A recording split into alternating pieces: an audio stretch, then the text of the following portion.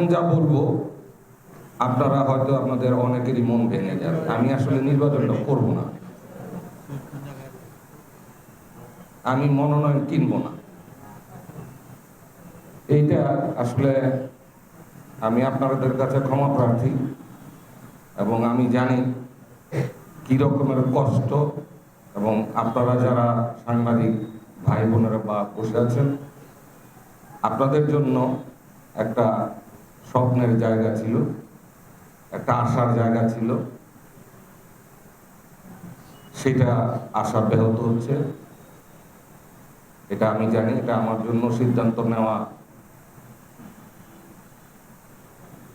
খুব সহজ ছিল না।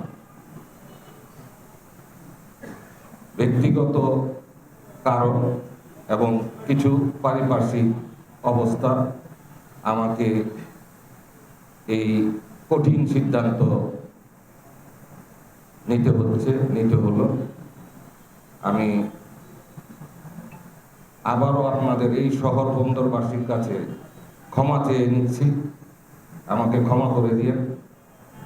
আমি একজন সমাজকর্মী হিসাবে আজীবন আপনাদের পাশে থাকব। আমি জানি আমি কি কাজটা করছি, আমি জানি আমি কি কাজটা করতে যাচ্ছি। এটা অনেকের কাছেই আপনাদের কাছে তীরে এসে ফিরে যাওয়া মতো এরকম মনে হয়। আমি কিন্তু বলেছি ব্যাপারটা সিকিউরিটি কনসার্ন আমার পরিবার, ঠিক আছে? আমার এইটা পরিস্থিতি পরিবেশ প্রতিদিন চেঞ্জ হয়। দল বিশাল একটা দল, আমাদের জাতীয়তাবাদী দল। এখন আমি হয়তো পরিবারের সাথে পারছি না এই জায়গাটায়।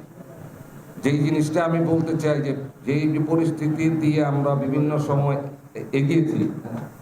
এগিয়েছি এ পর্যন্ত এগিয়েছি, সেই জায়গায় সিকিউরিটি কনসার্ন অবশ্যই ব্যাপার, কিন্তু ফ্যামিলি ম্যাটার্স।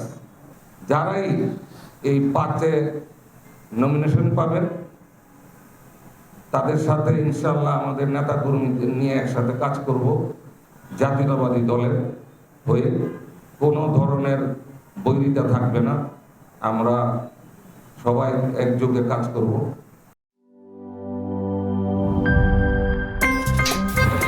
আমার একটা স্মার্ট সিদ্ধান্তে 25% গ্যাসের খরচ কমেছে। ভাবছেন কিভাবে? সাধারণ গ্যাস স্টোভ বদলে আমি এনেছি আরএফএল গ্যাস স্টোভ। এর সাইন্টিফিক নজল ও ব্রাস বার্নার ক্যাপ সমানভাবে তাপ ছড়িয়ে রান্না করে দ্রুত, তাই গ্যাসও বাঁচায় 25%, টাকাও বাঁচে 25%। আরএফএল গ্যাস স্টোভ নিরাপদ ও গ্যাস সাশ্রয়ী।